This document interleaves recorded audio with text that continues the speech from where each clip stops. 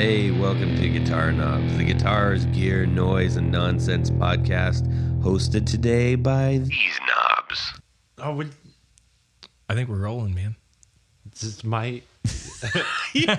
Bro, usually you say your net. Oh, No. wait, no, you're last. Yeah. Yeah, that's right. Okay.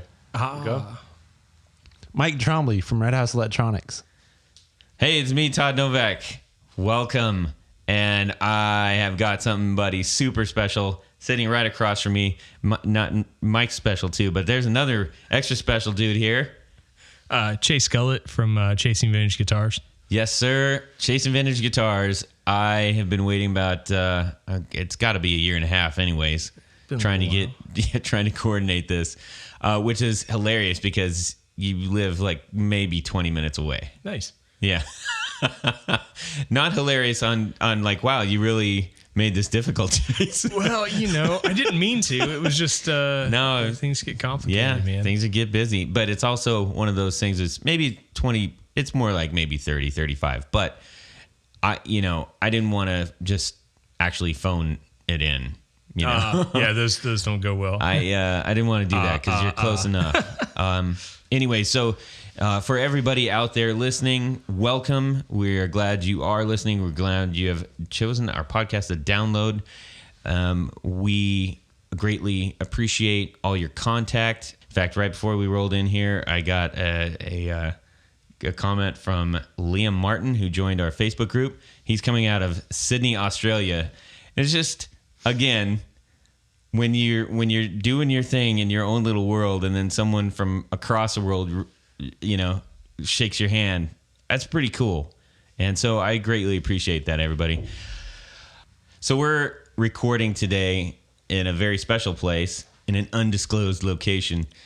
We're in Chase's workshop, and it's pretty dang cool here. We're right in the thick of everything that he does, everything he's building and working on. So Chase builds some really, really beautiful guitars. If you have been following along at all, you've known that I've mentioned them a couple times and have definitely posted a few things on Facebook group. These are 100% handmade.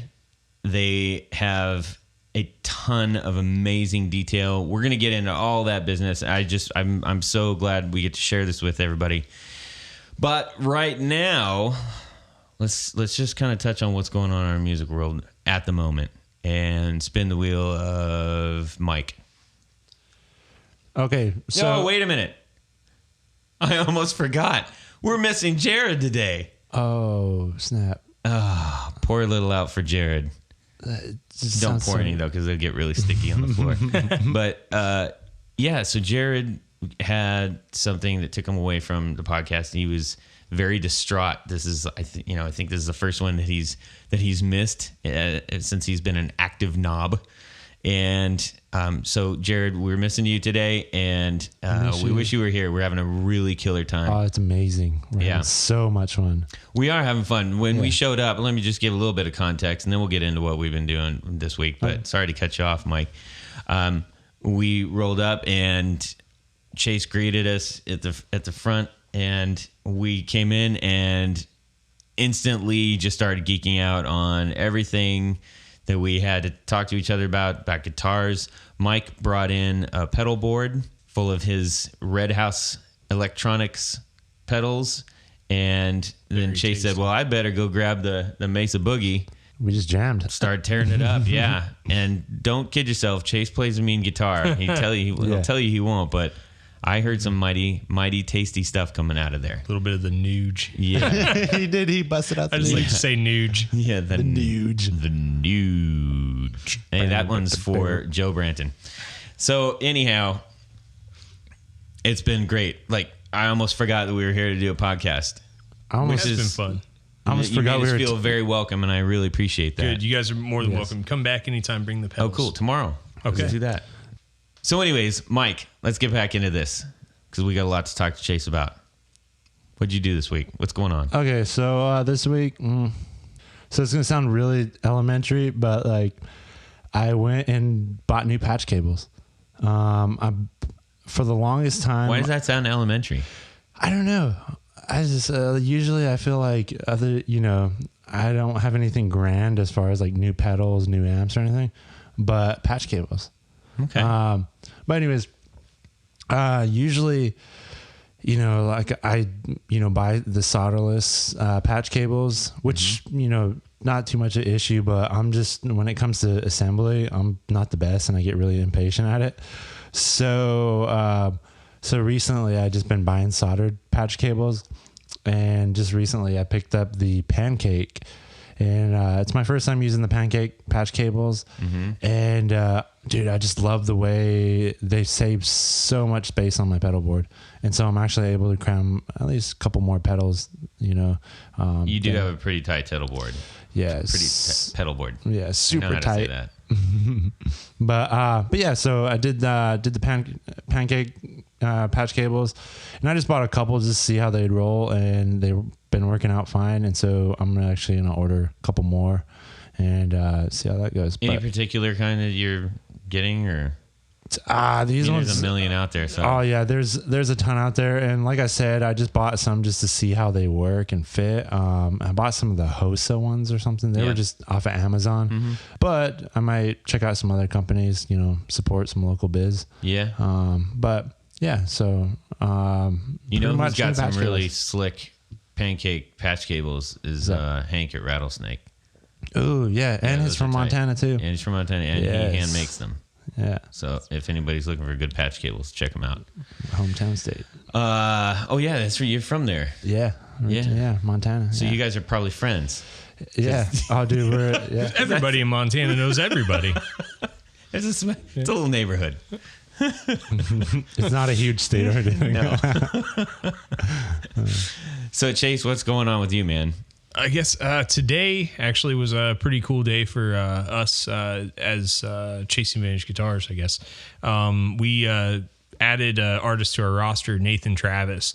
Kid is just phenomenal. He's like the triple threat. He writes songs, he plays a mean guitar, and he's got a great voice. So he's going to be heading down to Nashville here pretty soon and doing some things. And so you guys should check him out. Yeah. What did he, can you disclose what he... Oh, he's playing our Model T right now. Okay. He picked up a Model T from us. It's a gorgeous guitar. One of my favorite builds as far as the color combination. It's got a great like whitewash finish. So it's like a transparent. You can see like the ash. You do body a wicked whitewash, man. Thanks, man. Yeah. So it's the whitewash, and then he's got the tort bindings, which from a distance you're like, oh, that's cool. It's it's a black bound telly, but like you get on it and you're like, oh wow, this tort really, like when the light comes through and like reflects back, it really like pops nice and adds a good little flavor to it. It's double bound too, which I think is the only way a telly should be. I'll sacrifice the belly cut for the double bindings any day. Yeah. And gold pick guard set up with Seymour Duncan pickups. Had the Jerry Donahue in the bridge there. It's great pickup too. It's very nice like telly twang, but it doesn't get so far into the ice pick range, so it's real versatile. Kid just great guitar player though, so you guys should keep an eye out for him. Yeah, for sure. Yeah, that's where can they go? Where can they see what this guitar might look like? He will be posting some pictures, I'm sure, on his site, nathantravismusic.com. We've got some pictures on our Instagram and probably somewhere on our Facebook, still a little bit of that. The Model T is our telly style guitar, and we've kind of been focused the last year mostly on the Challengers and the Cudas, and we've got another one kind of in the works. You guys got to see that a little bit earlier. That'll be revealed in the future. Actually, if you guys want to pop over and follow us on Instagram, we're like 300 likes away from 5K, and nice. 5K is when we drop the photo bomb of the new model. So I've seen it. It's pretty sweet. Thanks. What's the Insta handle? It is chasing_vintage_guitars. I always pick the longest names. It's I'm bad at picking the names. So yeah, we were just talking about the so obviously your name is Chase. Yeah. And your brand is called Chasing Vintage, which gives you some trouble sometimes. You want to discuss does. That. Yeah, it was a poor. I overthought it. In my mind, I'm like, oh, I'm going to be slick, you know, like, so like even the logo, it's my initials, like the Shield logo. It's a great logo. That's one of the best guitar logos out there. I mean, like legit. Thank you. Yeah, it's my initials, but it's also like, so like it's, you know, CAG, Chase Allen Gullett, and then the initials CVG. So it's basically, I just flipped the A inside there, and I was like, oh, it's going to be cool. I'm going to be like Da Vinci Code, you know, it's going to be all, you know, this, and it was just dumb. It was poor naming. So CVG is kind of like it's kind of the Paul Reed Smith PRS, Chasing Vintage. CVG is kind of, I guess, where my brain thought that was going to go. So we'll see how it pans out over time. But yeah, great guitars, bad name. It should be like the tagline. So hopefully, if you guys are listening, I mean, hopefully, I know you're listening. That's why you're hearing me right now. But we are located in an undisclosed place that has got a little bit of traffic right next to us, so hopefully that's not too bad of an issue, and you can stick it out with us. We greatly appreciate it. It's just we couldn't not do it in the workroom. We're literally recording at a table saw right now. I've got all the mics hooked up. We got everything spread out on this table saw. Mike, don't cut yourself. And it's definitely unique. I mean, it's bringing a vibe to us right now. That definitely I'm way different than the usual interview place. Yeah, for sure. So for me, for my guitar week, I'm beside myself because I just got a really killer deal on a guitar that I've been wanting for some time. Actually, right in the middle of our one of the last interviews that we did with Metaverse, I got the message, the okay, like let's do this. Nice. And I told Matt, I said, Matt, you're gonna have to be can I call you right back in like an hour, please? And he's like, yeah, man, no problem. So I raced down and to the parking lot and met the dude and gave him my money. He gave me a really good deal. And I got my black Hagstrom Viking. Nice. Ooh. And man, it's sweet. I just love it. That's dedication. Oh man. It has, you know, I love the 335 style. I have a Sheraton 2, so I'm a fan of that style, the semi-hollow, and I'm starting a new project, and I bought one guitar for it and I had to get the other one for it. I tend to do that if I get really excited about a project. I'm like, it needs these kind of guitars, right? So the first one I got for the project is a Les Paul Special Double Cutaway. And then that's black, and I had to get a gold pick guard. And then this one, it's the finish on this is really sweet because it's like an old piano. So it's not like pure 100% gloss piano black. It just kind of looks like an older piano. It just, there's something to it that just it has some class so to attractive, man. But it's not the super high polish. It's just got some extra character. That kind of worn in feel to it a little bit. Yeah, age on it. Yeah, and it has just the right amount of age to it. And I plugged it in, and it's like, man, just rock just poured out of that thing. I was like so happy. Nice. Anyway, so I was super excited about that. I'll probably post some pictures of it, pretty soon because I got to do that.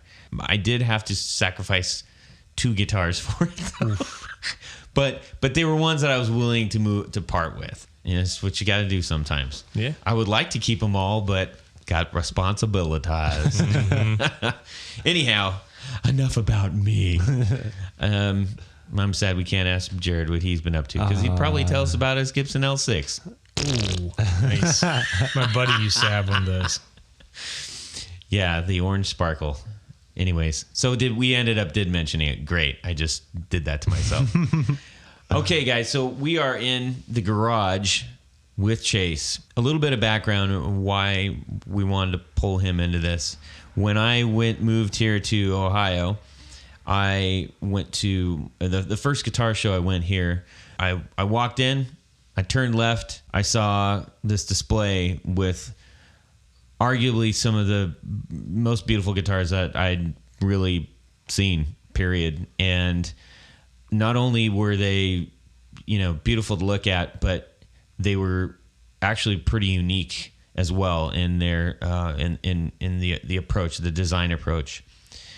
A couple of the things that really struck me about it, about the way that he was doing things, was there's a reach towards the vintage, but not in an obligatory way. The tastefulness of the small details. It's one thing to just kind of see an image of a guitar and just say, oh, that one looks pretty cool. But then you get up and you hold it and you see all of these small details that make up the whole, and you understand why you can't take your eyes off and why it feels special, why it looks special. And to know that the guy right in front of me built that with his bare hands in a town really close to wherever I may or may not live. See, you understand. And I just had an immediate connection, got to talking, and Chase is a super nice guy, obviously really passionate about his work. And I thought, man, I really got to share this with everybody. So you were officially slated to be the very first guest on the podcast. Oh, that's cool. So 45 episodes later. Sounds about right. See, you must have been operating on my schedule. I'm like, yeah, I'll be there. Give me run a little behind here. Yeah. So it happens, man. Things happen. It gets busy and it's fine. Well, and I had no problem with it, because I think just after our first conversation, I knew that, the door was going to be open. Always. I made it open to you. You made it open to me. So here we are, and couldn't be more thrilled. I'm just glad we finally got to sit down. I mean, we played email tag for 6-7 months there for a while. Yeah. And so just to get to sometime in the future. Yeah. Yep. So, but you're busy making lots of guitars, and that's trying to be. Yeah. That's a big deal. Yeah. So whenever I'm talking to somebody about guitars and stuff, I always like to get an idea of, like, where's your background? How did you end up here? And we won't beat that to death and make it a super long drawn out thing. But I'd really love to know where you started in guitar. Okay. Let's see. There I am with the uhs and ums. When I was a kid, my family's very gospel oriented. I grew up, grandma played piano in the church, and aunts and uncles would, pick banjo and play guitar and bass, and, you name it, and they were playing it. So, I grew up in a very musical family, and, before I could even play guitar, I thought guitars were cool because, my old man liked Eddie Van Halen, and Eddie Van Halen was ripping on guitar. So guitars are awesome. Yeah. I had a grandpa that, ran like a secondhand shop, out in, it's a very small town in Ohio, Chesterville, Ohio, and it was called the Secondhand Rose. And he would hang out there all the time, and it's 5 or 6, and a ball of creativity is a polite way to put it. With markers on the walls and things of that nature. So we're out there, and I paid $2 for this old Harmony, piece of junk, off the wall, and thought it was the coolest thing. Take it home, don't even know how to play a guitar, take it apart, paint it up like, it's Eddie Van Halen's guitar, and think it's the coolest thing. And that was kind of like the initial, like, first memory I have of, like, a guitar, was me destroying a guitar. in a way, it never went back to, it's like 6 or 7 years old. I didn't know how to use a soldering iron. I cut the wires, So, fast forward to 15, 16 years old, started reading Guitar World and things like that. Learned from tablature. That's the way to go. That's the way I did. Yeah, but so do you remember what your first tab was? Smells Like Teen Spirit. Learned. The first full song was Smells Like Teen Spirit. What a classic. Yeah. So it was yeah. Do you want? Ask me what mine was. Hey Todd, what was yours? Holy Wars from Megadeth. See, that's so much more impressive, though. He went from 0 to 10 really quick. I'm like, man, I hit 2 notes. Ding ding. I was like, I'm a rock star. Oh yeah, man. I didn't. I don't know why. You just went for it. I guess so. Yeah, well, that's good though. Yeah. So yeah, I mean, kind of did that, played around in bands and stuff. As I grew up, I got into cabinetry and manufacturing, worked a handful of different jobs for years at a time, kind of developing my skill set and how to build things. And of course, eventually you're like, oh, I think I'm going to try to make a guitar. So 5 years ago, something like that, I took the first step. I did I found looking for cheap guitars on Craigslist, the old you were talking about earlier, the sketchy meet in the parking lot, like, hey man, meet at the KFC, get some fried chicken at EMG 81.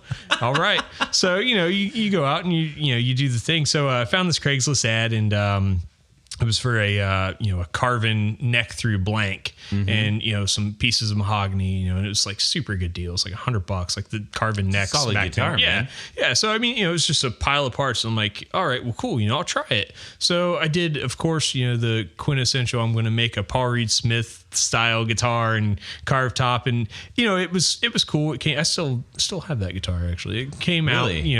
I'll bring it out and let you guys check it out before you split. Yeah, You'll see number one. So and I was like, that's kind of cool, and tried it. It came out a little better than I thought it would. Tried it again. They also came out, and then I found myself like really limited by buying prefab necks. I'm like, man, I'd like to start getting into some inlay work and some things like that. So, next step, I buy a bandsaw, and then I'm like, oh, well, I start doing it. I don't know how the bandsaw went. I went 0 to 100 there. Anyway, long story short, worked in the cabinet shops, learned how to, kind of self-taught in the luthier end of things, and,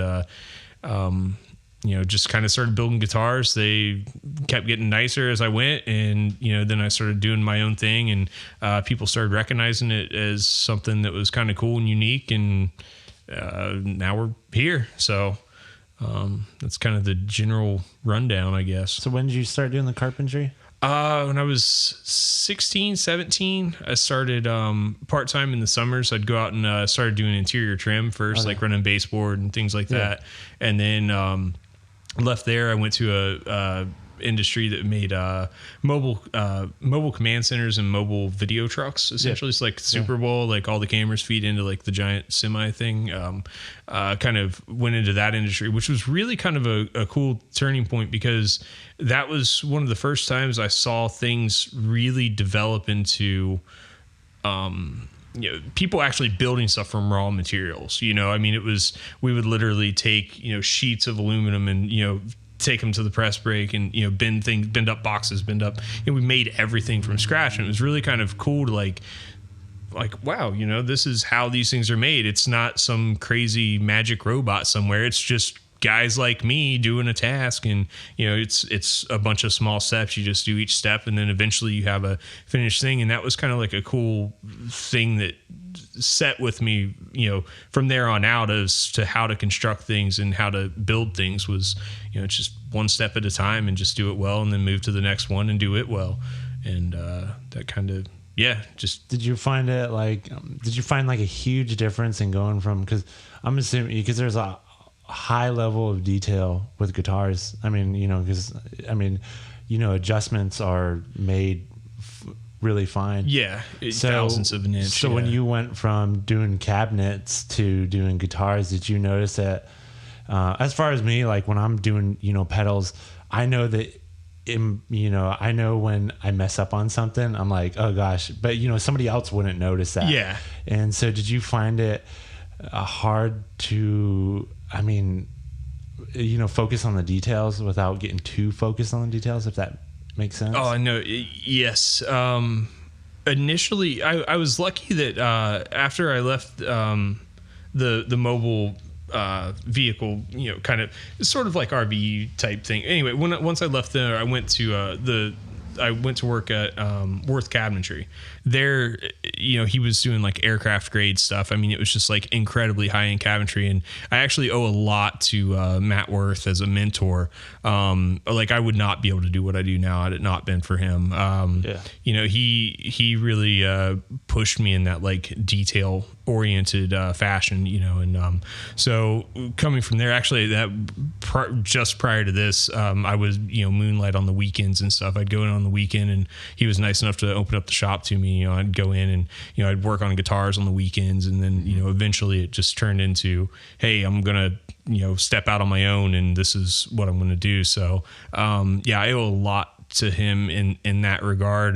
But I wasn't as good as I thought I was either. When I first kind of came out, you know, some of the, you know, first couple of guitars, it's, you know, you start looking back on things and you start seeing little details here and then you're like, oh wow, like, you know, I thought that was the greatest thing ever when I did it, but looking at it now, man, that's a little rough, you know, here and there. So, you know, there was a little bit of a learning curve there. So thank you to the close friends for the first, you know, 5 or 6 builds and, you know, patience and things. But, as it went, I mean, it just, you know, I partnered up with a gentleman, and he's, you know, the partner of the company, and, he's a, you know, huge guitar collector. So it was kind of nice is, you know, as I would, build stuff, I'd, you know, take it out to him, and he'd, you know, like 100% like tear it apart. And I'm like, that's what I need, you know? So it was kind of cool, because as I was getting started, you know, I take stuff out and he's like, oh man, he's like, this is great. But, you know, like, right around here, you got just a little, you know, there's a little nub right there, you know, that should be a little, details. Yeah. And it was nice. You need somebody in your life that'll do that for you. Yeah. I mean, even if you're not building something. Yeah.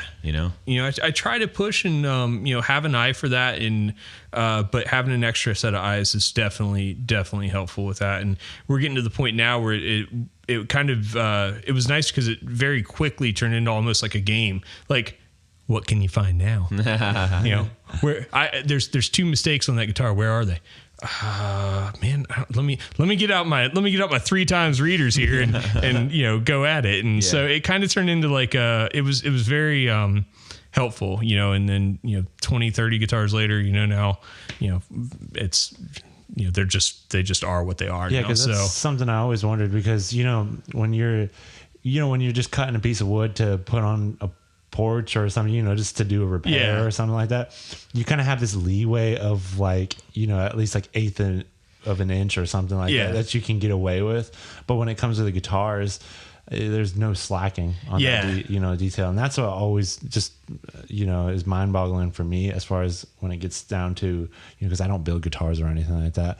And that just something always blows my mind, because, you know, when you pick it up, I mean, you feel the imperfections, you know, so I just feel like that would be really stressful to have to build. Well, to the point where Chase was kind enough to show us a prototype that, you know, I said, can I pick it up? He says, yeah. You know, the next nut bolted on, I make a tight joint, it was, I mean, you couldn't fit a piece of paper between that joint. You know, and that was a Harley. Oh, that was a big boy. Yeah, we get those. So, you know, just that how you get down to that amount doesn't come easy, and you can't rush that, I imagine, right?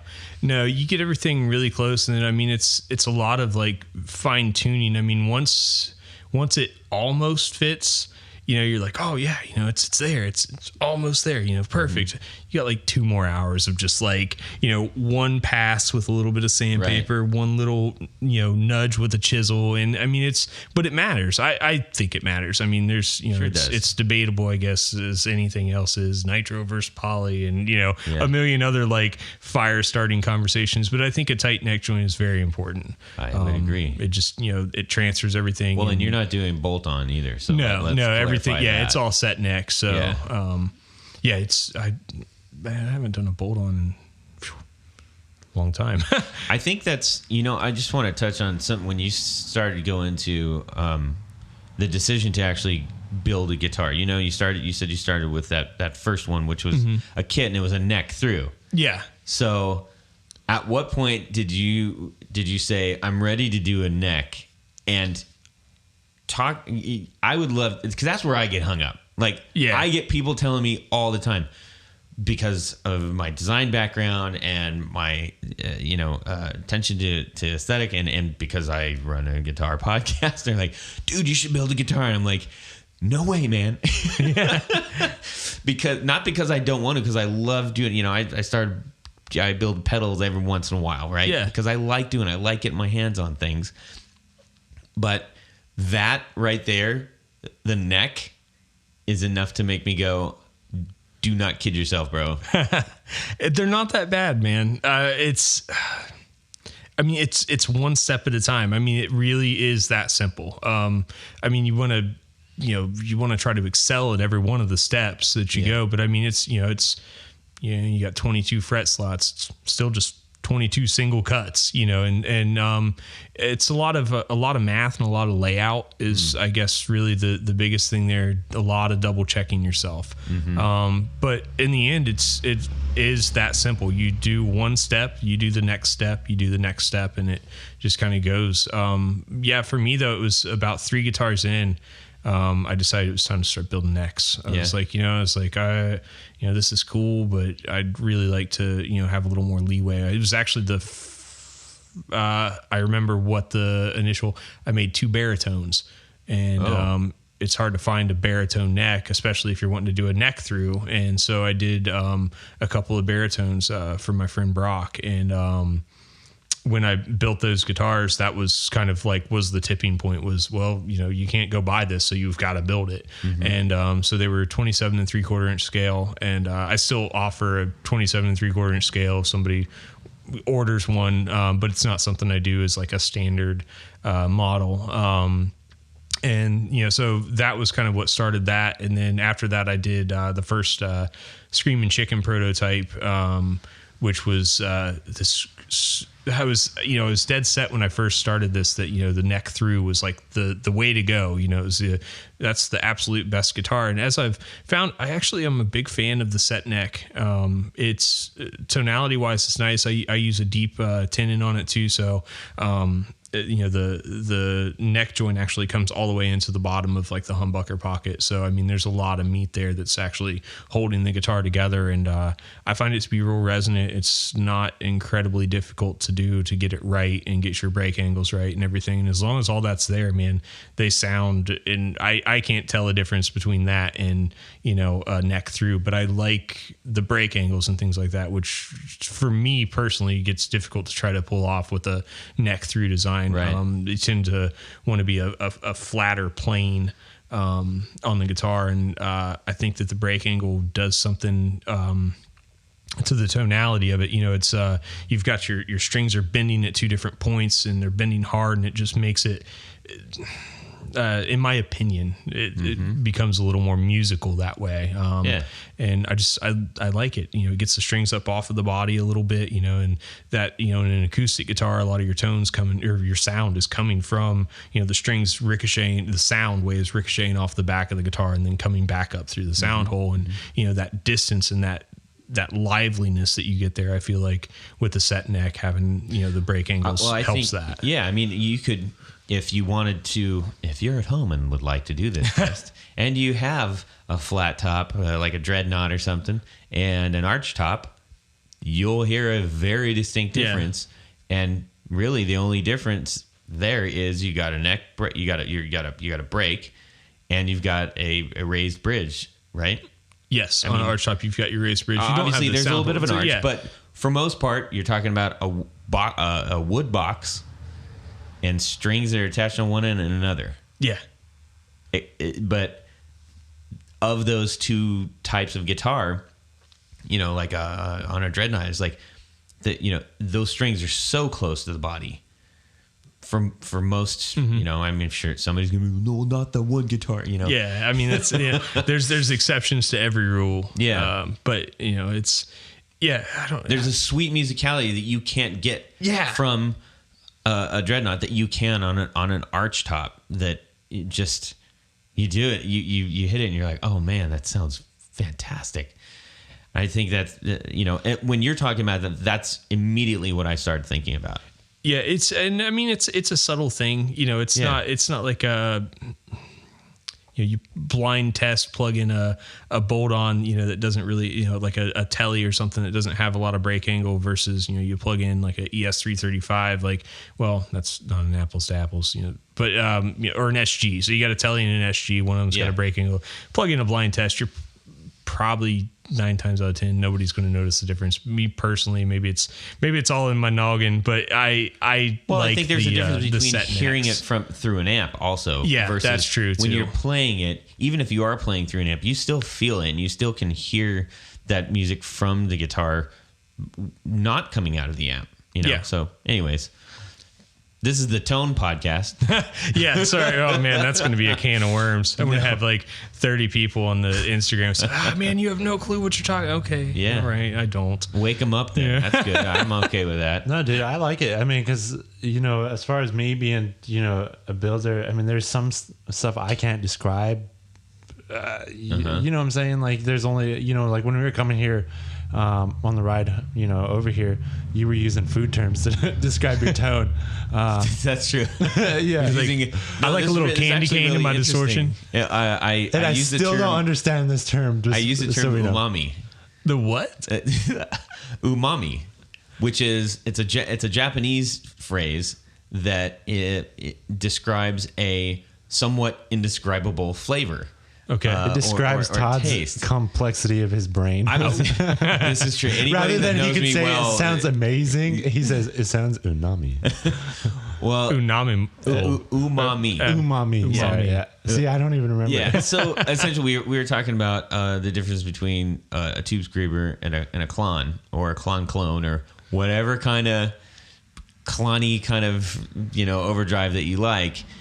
I was talking to him about one of the ones that I built, and I said, "Hey, I'd love for you to play it and just tell me what you think."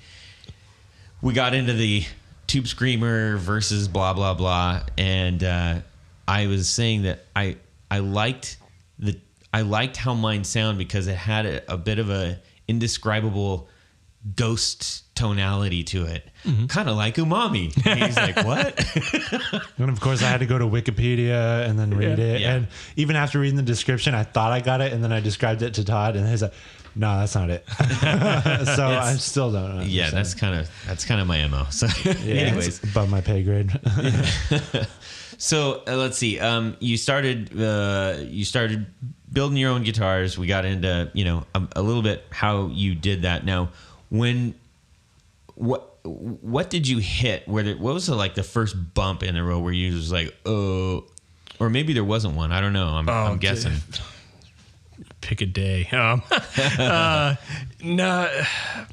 One of the biggest struggles I think I ran into initially was it kind of started off as nobody knowing, the people willing to take the risk on, trying an unknown builder and things like that, which that's started to subside a little bit. I mean, there's lots of bumps.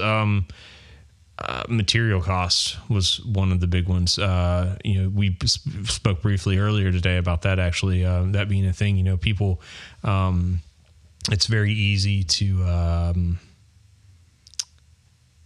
I could buy a insert big brand name guitar here for that amount of money. Why would I, and you get a lot of that. And what people don't understand is it's actually pretty costly to build by hand. I mean, it's months and months of work to start a guitar and, go from, I mean, you guys see the wood pile, to go from literally beams of wood and, to turn that into a playable instrument and, all the labor that goes into that. And, the cost of materials too. I mean, like the large companies and stuff, I mean, they're buying, truckloads of stuff. Yeah. I mean, we're just, I'm one guy. A truckload of mahogany would last me, the rest of my career, and that's not the model that I build about 20 to 30 guitars a year right now. And that's still a lot. That seems that's cooking too.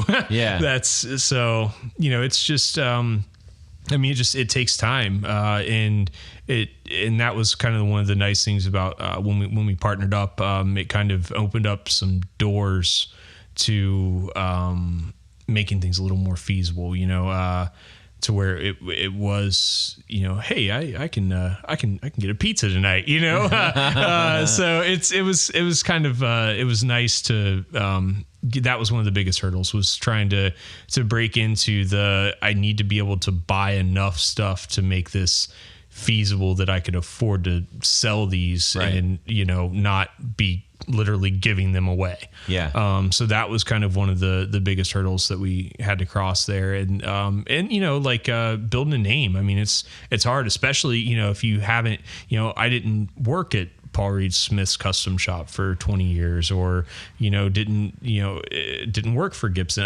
None of that stuff. I'm, self-taught, I'm a guy that happened to discover I had a pretty good talent for something. And, we've been lucky that some guys have recognized that and, really ran with it and really championed what I build.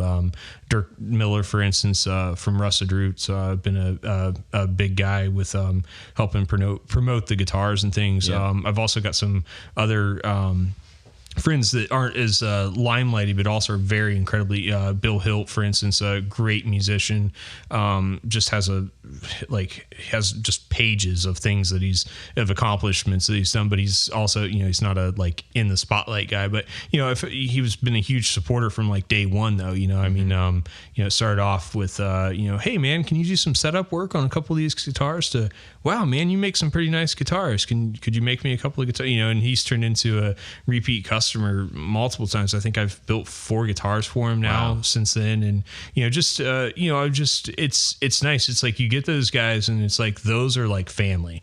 Those guys come in and you're like, man, you believed in me when nobody knew who I was, and you saw something and you kind of rolled with it. So it's always kind of cool with that aspect. And you see a guy that you sold a guitar 2 years ago, David Allman from Telecommand Band we were talking about earlier. Yeah. They'll post, they just had a recent show and posted some pictures up, and it's just him ripping on a Cuda, and I'm like, man, that's so awesome. The guy is ecstatic about this guitar that I built, and he loves it. I see every time they post photos, he's playing that guitar, and it's it's a very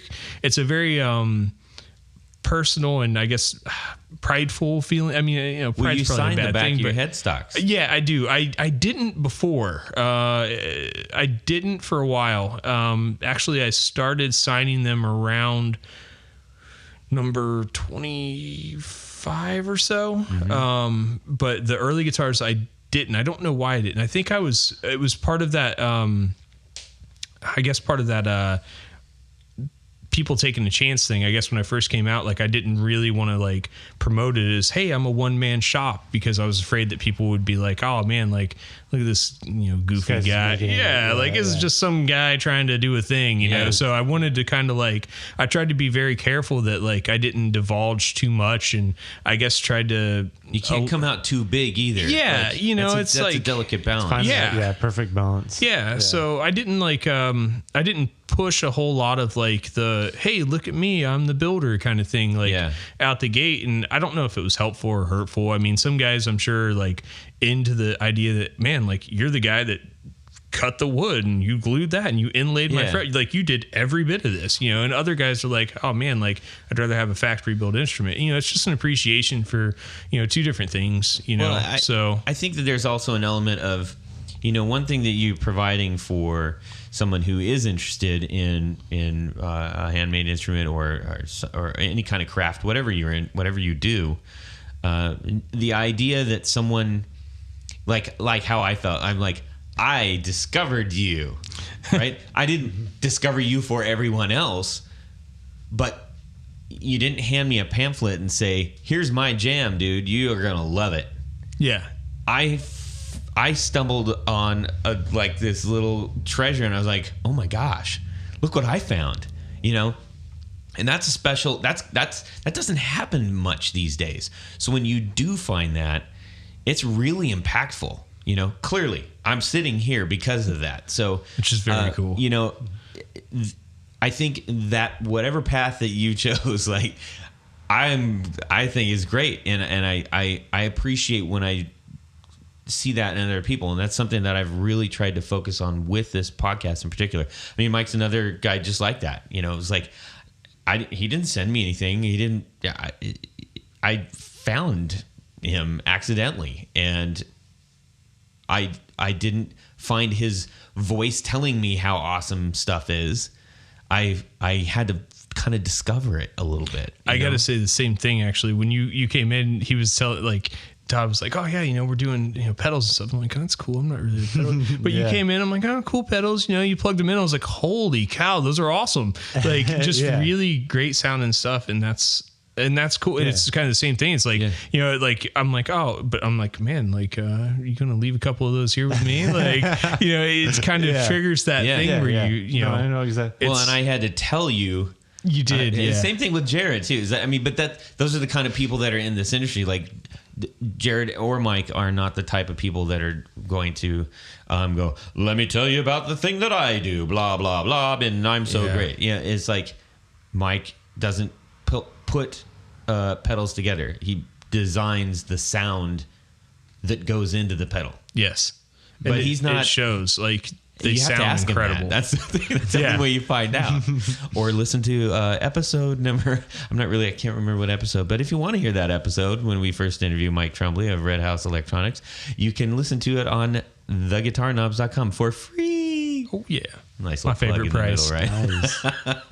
So let's talk about. I made a big hoo-ha about your aesthetic or your design choices, and talk to me about what influenced that, and how you kind of found, because that is somewhat that's a luthier signature. Yeah, it was a lot of nights at the light table. A lot of nights asking my fiance, hey, what do you think of this? Oh, that's cool. Maybe oh, okay, I agree. And a lot of that, and then trial and error and stuff, and from the, it was just, I guess the influences in it, if I had to kind of break them down, some of them are probably going to seem a little odd. Like if you kind of shoot, the concept, if you see a refrigerator, I'm not going to get it. But. It was a space fun. Yeah. No, the concept as a whole, though, I did want to design something that felt familiar, but also really kind of like set itself apart, and like, I mentioned earlier, like I wanted to Da Vinci my name. It's like this weird like term. I watched some documentary on Da Vinci, and and it was talking about how he technically like borrowed things here and there. So a lot of his inventions, he might not have been the initial inventor of the he didn't reinvent the wheel. Yeah, there would be like he would like cherry pick 3 or 4 little things, like, oh man, if these 4 guys would have got together, they could have made this. Right. And that was kind of like how like an Arnold Palmer. Yes. Yeah. Exactly. Yeah. You had your lemonade, you had your iced tea. Yeah. Combine them, it's an amazing drink. Yeah. So that was kind of how it happened. I kind of, I was like, oh man, I really like the way like a Firebird headstock looks, but I like the carved details and things like that, but I don't actually like the Firebird headstock, and right. I loved the big 70s Strat headstocks. Yeah. Those were awesome. I thought those were the coolest thing, so, there's like a little bit of elements of both of those kind of built into the headstock. And so that kind of is where that sort of kind of came from. And then the Moss Rights, and I've always had a thing for like cheap old guitars. Growing up, like we didn't have Gibsons in the family, we had a lot of Harmonies and Ks and things like that. And so that was we had actually one of my favorite guitars was like an old Kent 857, if I remember correctly, 3 pickup semi hollow, kind of like a Bigsby type tremolo. Real cool guitar. But sorry, I'm getting sidetracked. No, man. So back on the guitars. So it was essentially kind of like a little bit of Iceman, a little bit of SG, a little bit of Jazzmaster, a little bit of Moss Right, a little bit of Arnold Hoyer.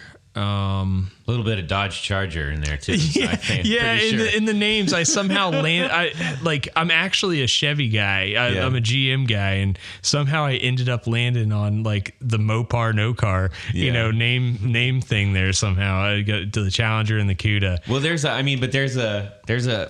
when we were talking about something familiar, when I look at most of the ones that you have, maybe except for the Telly, I get thrown back to when I was a kid, and there were wood panel walls with posters on them and a stereo and pictures of muscle cars and stuff. That's what it feels like. That's my childhood, man. Right? I mean, that is kind of a lot of it. I mean, growing up too, like my dad for money or what, he would paint cars. So he'd like flip car, he was like the gas monkey before there was a gas monkey, right. So he would, so growing up, there was always like a lot of old cars, like old Mustangs, old Buicks, we had a 60 Impala at one point in time. Awesome car. Wish he would have kept that one. But, so growing up, it was a lot of like riding around, no seat belts in the front seat and stuff. Sure. And so, there's definitely is some like automotive influence in some of that stuff. And I've maintained that permeates guitar world, building culture, everything. You can't not look at a guitar and you can't look at a guitar and not somehow draw some connection to some type of car.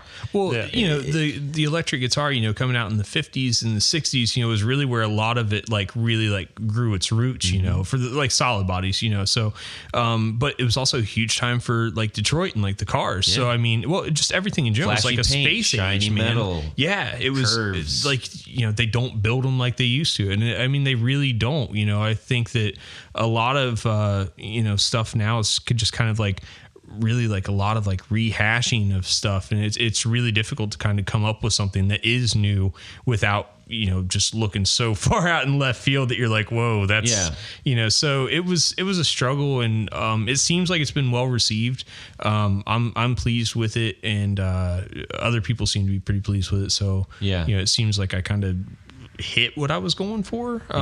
Even that though, it saw like 3 or 4 refinements. Like pick guard shape went from like one big pick guard to 3 split pick guards to 2 pick guards. Now I'm like got like a single pick guard, and I still offer all 3 of them because it kind of looks cool with all 3 options. But the multi pick guard is reminiscent of like a Burns kind of thing, which like the Burns Shadow, cool. man. That's an awesome guitar, and that's the stuff that I find real cool too. Like like I've 59 Les Paul's an awesome guitar. Les Paul's an awesome guitar. Strat's an awesome guitar, but like you can only see so many of them before you're like, well, that kind of looks, a little bit like the one I saw before, but like you start getting into like the Burns Marvin guitars and like the Flight, that was a wild one. Yeah. Just like some of the like oddballs out there, I think are just real cool, Well, speaking of oddball, I think I'm not looking at you, Mike, but the if we're talking about some of the, I think, I mentioned some of the finer elements of the design that you have in the guitars, like just even the I don't know what you'd call it. Is it a dovetail carving on the back of the headstock? Oh, the volute. The volute. Yeah. Yes. It's that's kind of been refined more and more as I started to. The first couple of guitars, it was a little lumpy and things, and then it kind of turned into like a smoothed out kind of point. You didn't have to do that. Yeah. If you don't want to, in my opinion, yes. It strengthens the headstock. Right. So for all those clumsy moments, it's kind of there. So it looks nice too. Yeah, it is kind of a it started off as a function thing, and then the more volutes I carved, the more I tried to like turn it into like a little bit of like an art thing. Hey man, like let me kind of make this look the same every time and add a little bit of detail to it, and so it kind of did sort of, I guess, a little bit of a signature. I can't take credit for it. I mean, volutes have been around forever. Sure. There's a lot of guys. Actually, there's in particular, Scott Walker does some awesome volutes. He does this double dart thing that's just real tasty. Yeah. I'll have to check that out. I'm not super familiar. Oh, Scott Walker makes great looking guitars. Okay. Yeah, sorry. Just inspirational guys, Denny Kopp too. I think we spoke about Denny before. Another guy that I'm like, I admire. Great. I think maybe one of the most striking things on I don't know if you have it on. I'm trying to remember if you have it on all the guitars, but you have a non-continuous route.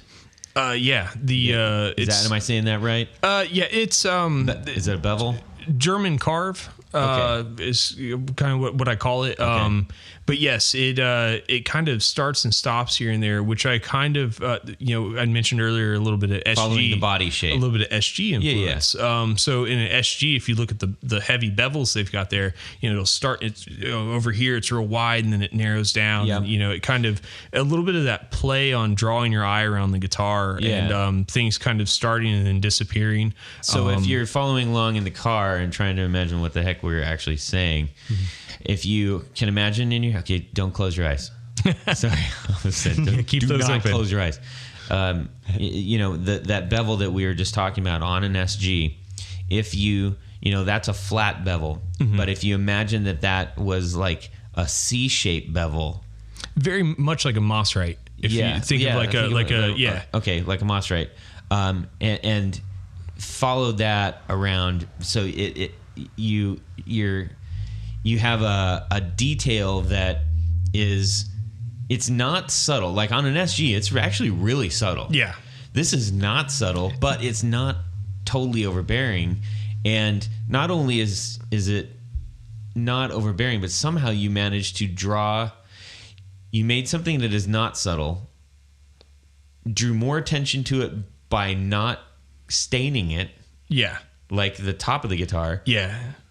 But it doesn't feel overbearing at all. It feels like that was always supposed to be there. It was kind of designed in that way. I liked that's actually got a little bit of a Nags influence in a weird way.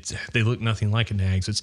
I keep dropping everybody. I'm like, man, buy every guitar out there. And buy them all. Get one of mine too, but get them all because we love guitars. Yeah. I mean, that's the thing. It's you can't. You didn't grow up in a vacuum. Yeah, I mean, you can't avoid it. You see something, you think it's cool eventually, but so yeah, that was actually a little bit of, I liked, Nags was still is doing the stuff with like the double perfs, so they'll have, two tones on the top of the guitar and things like that. And I was like, wow, man, that's such a cool concept that you can kind of, play with the colors in that sense. And I thought that was a really interesting thing. And so when I was designing that was one of the things I wanted to do was to try to, because I don't know how they do the double purfling, and I couldn't wrap my brain around it. So I was like, this could be kind of a cool thing. So I did sort of like a blend between what, like a Paul Reed Smith has a natural binding around the outside edge of that. So at where the top drops off, I leave that masked off and then do that in a natural and then continue the color down there. And it kind of adds like this neat little like pinstripe of just natural curly maple on the flame tops. Some of the the Cudas don't have it, but it's got to be a flame top to have it. But it's just a neat detail that kind of like pops it, and same thing with like the bindings. Like I remember when I first got started, I was like, did like the Paul Reed Smith kind of thing. I was like, oh, natural bindings, and then I started trying to do actual bindings. I'm like, this is hard. I got to route a channel and I got to heat this plastic and bend it and it's got to fit right. And it's, but at the end you're like, oh man, yeah, that's why Gibsons are really nice. Like that binding, like it does it's a thing. It's a class, man. It's this is an instrument. So it's I don't know. I do like the binding though. I mean, it kind of shows that you went that next level. Oh, thanks, man. You know what I'm saying? Like you didn't want to just slap something together and then you got it. And plus it just really adds so much class to it. Thank you. Yeah, I love the binding. Yeah, I really do. Speaking of that, and he told me the term, and I feel like a doofus because I can't remember the term, but Red Rocket guitars. He does some cool stuff too. My gosh. He uses those the checkerboard but he called it something and I can't remember what it is. But anyways, that was one of those things when I first saw it, I was like, whoa, that's crazy. How did he's got some tasty stuff. If you'd like to hear the Red Rocket episode, go to theguitarknobs.com and listen to it for free. Ding ding. If I could mention something, so before we get way off the subject or anything, but one thing I do love about your guitars is is like usually you pick up a Strat and you play Strat things You know what I'm saying? You pick up a telly, you're going to play some telly things, you know? You pick up, SG, Les Paul, you're going to, for me, I'm going to play something really rocky. You can get some Back in Black going, exactly.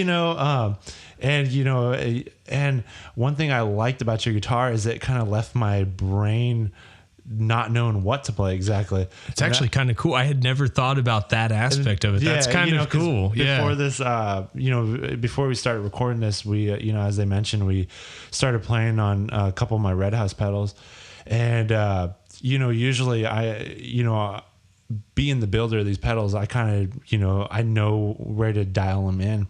Well, picking up this guitar, I didn't know if I was going to play, I didn't know if I should go for my Strat feel stuff or I should go for Rocky, but it kind of more opened my mind. Cause you see a lot of guitars and you just automatically label them. You see a guitarist with, you see somebody with a telly, you're like, oh, that guy's going to show me some country, or something like that. But what I really loved about your guitars is, it kind of left me, just being open-minded, and playing things I don't usually play. So, that's something I really got to throw at you for appreciation. Thank you. Yeah. And I mean, cause you look at the guitars and you don't know you don't know where it fits in, to this genre of, all these different types of music. But yeah, it's definitely something sweet. Yeah, I would agree.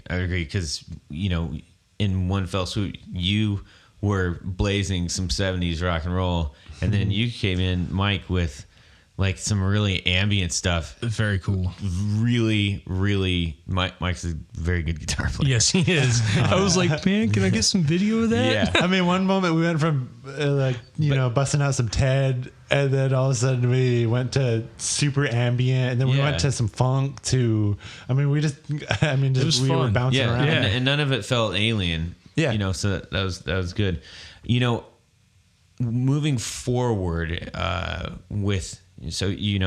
where you are right now, do you think that this is are you just gonna kind of maintain this kind of flow? Are you looking at new models? Are you where are you gonna go?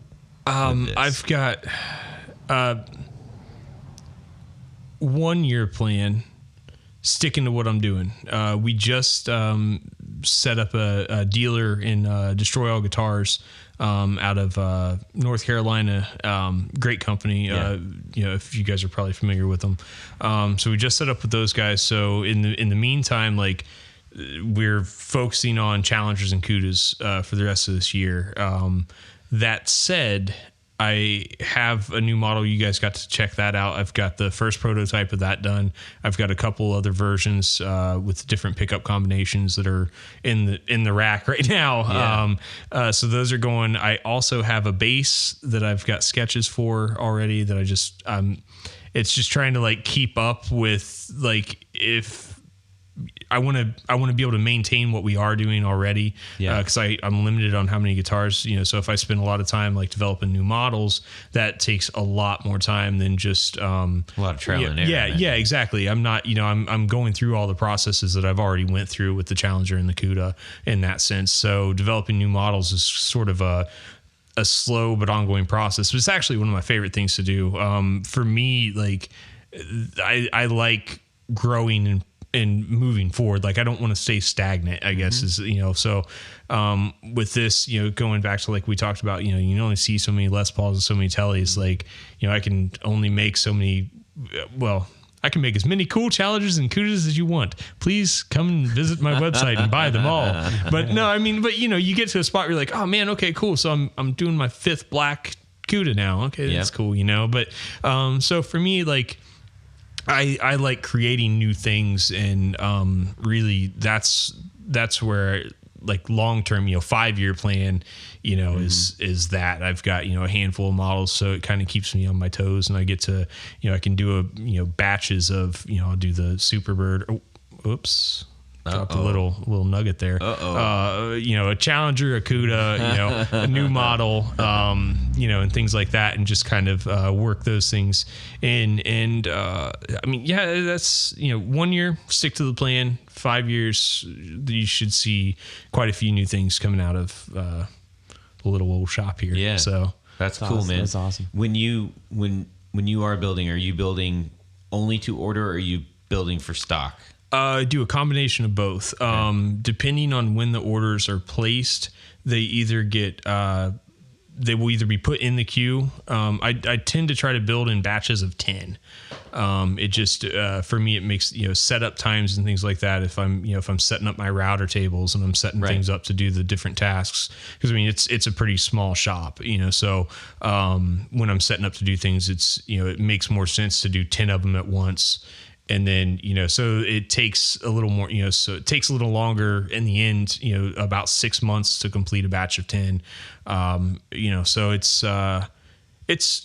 just takes a little time. So sorry, I got totally, I boned it, man, and lost it. Where I was going with that is that, you said you don't like staying stagnant, you like pushing. And one thing, if you are not familiar with these guitars, if you visit him on Facebook, one of the cool things is you tend to put out like, so here's the laydown of what I have. Do you guys like the gold pick guard, or do you like the clear pick guard, or what? I think I actually said clear pick guard at one point. I wish I'd have showed a picture of it. I had them mirrored. I was like, man, if Paul Stanley ever calls, I am prepared. Yeah. Like, this thing is ready to go. It's just waiting. So if he's listening, Paul, call me. You're doing that. You're opening it up to people. But for somebody that builds, a handful of guitars and puts that much time into all of the design decisions, and then to take a guitar which to be very popular in black with a tort guard, and then say, I'm gonna whitewash this with gold hardware. Like, that's kind of a big move, man. Yeah, that's pretty bold. And you've done a couple green ones. I think you got a purple one. Like, yeah. Oh man, I did this really cool in the early days. My buddy Steve Albines, he did like a custom order, and we did kind of like a Jackson Kelly style guitar. That was a really fun build. Had this gorgeous top. It kind of went between like a bird's eye and a quilt. It was a maple, but it was just this crazy radical top. And I remember when I was, out, on a wood trip, I was looking for stuff, and I knew I had that guitar coming up, and the way that everything kind of like the way that the grain flowed and stuff, I'm like, man, that will look just awesome on that guitar, so thanks for keeping it clean. Yeah, I almost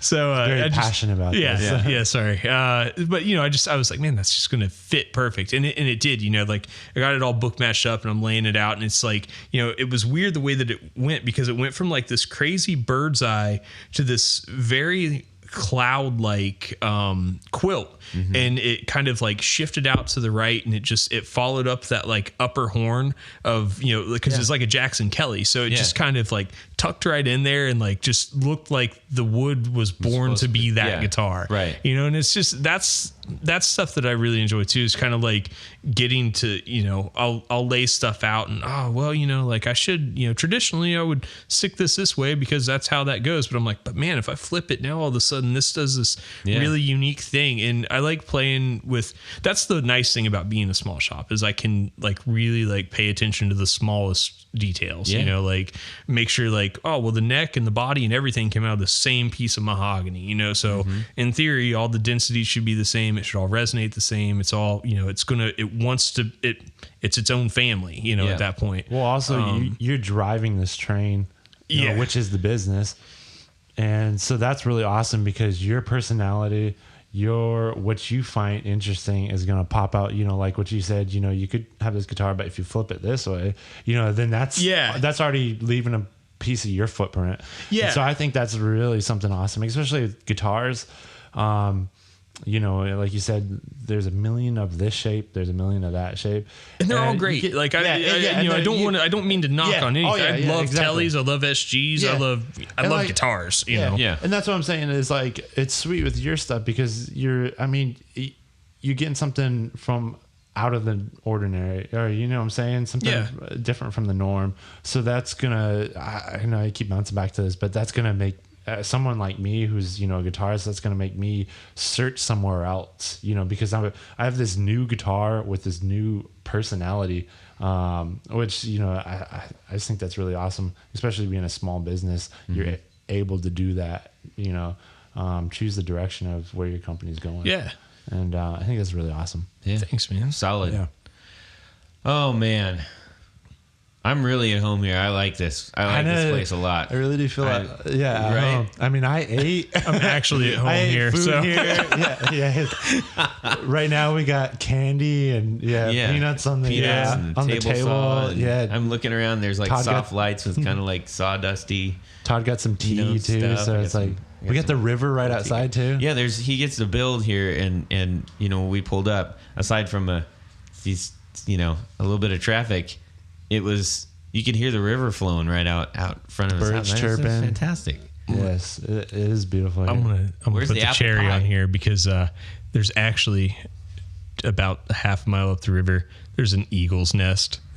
Like I literally see a bald eagle out here at least 3 times a summer. That's awesome. We're getting like a taste of this is like taste of USA. America. This is if America. your fiance comes in with a hot apple pie, that's it. Literally like there's 2 slices of apple pie in the fridge still. Actually, right before the podcast, I went and sat on the porch and then just seen the river flowing, and now we're inside drinking some. Exactly. Now we're inside drinking tea. It's we're at home here. It's the American dream, man. We pull up and to pick up too. Maybe. I mean, I don't know. Maybe there was one there. Maybe there wasn't of any particular color that I won't mention. Classified good point. Yep. Classified location. Might have been. So, oh man. Okay. Check this box off on my list. Good stuff, man. We're going to jump into our Would You Rather, and we don't have little buddy Jared to. I miss seeing him today. I like Jared. He's a good egg. He's a good egg. He is. So we're going to do that right now. I'm going to impersonate Jared. Would you rather? He really likes doing that. That was beautiful. All right, everybody. So question for today is, would you rather have a pinstriped telly or a paisley telly? Chase. I would actually go with the paisley, which is surprising. So I'm a big Billy Gibbons guy, so like a pinstriped anything, I'm like, yeah, that's the way to go. Yeah. But I've got a thing for you paisley actually have tellies. several examples of that in here. Yeah. Okay, paisley telly. Any particular reason? I've just always had a thing for them. I just think they're cool. The traditional pink? I like the pink paisley, but I think if I was going to do it, I'd probably go with the Crooks. Okay. And then I would probably go with his the diddly bow. Yeah. Or not the diddly, Billy bow. He does like a Billy bow in like a paisley, which is. You know what would look what might look actually pretty sick. Now you're talking about different colors. So Lincoln Guitars. Yes. Lincoln Guitars does a really spectacular like silver powder. Nice. Like a silver powder paisley. Does that have like a sparkle to it or something? Yeah, it's a luster. Okay. It's like a luster. It's not flake. Oh, that's right? Kind of cool. Yeah. A silver powder with a white silver paisley. Dang. Nice. That would be pretty tight. So Lincoln, they do that. They make some cool stuff too. Hey, if you'd like to hear the Lincoln podcast, go to the Guitar. Nice. Man, you've had everybody on here. Yeah, I was definitely late getting around. I'm sorry, man. All right, Mike. All right, for me, I'd probably have to go with pinstripe. Like I said, I'm a simple guy. I like just a nice, sleek design. The paisley for me is a little too much. If you guys look at my guitars, they're just really plain. Cool, So man. I do the pinstripe though. Like I said, I'm a simple guy.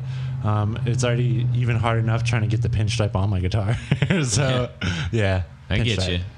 Well, I'm gonna go with pinstripe too. Yeah. 'Cause I've kind of always wanted a pinstripe.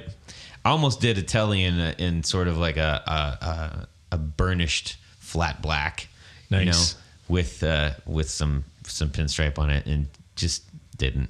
Yeah. Someday. My early days of modding, I did a old ESP Viper 301 Yep. and dummy coil up in the neck and 81 in the bridge and flat black, and did like, the spider webs in the corner, super like of the moment. That was like the thing for me at that time. But yeah, that was a cool. Yeah.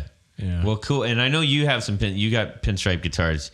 You've got some amazing looking pinstripe guitars. And if you want to check those out, check out his Facebook feed or Instagram. He's got some of those on. What's there. your Instagram handle?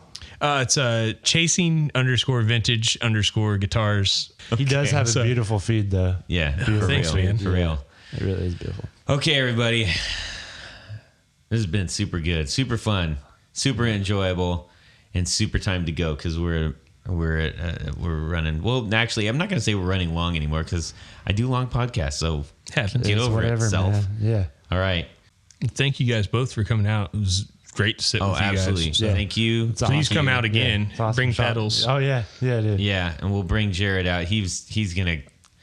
Oh, I know he's so angry right now. Jared would. Yeah. he'd Yeah, have and fun. I'll tell him to bring the orange sparkle.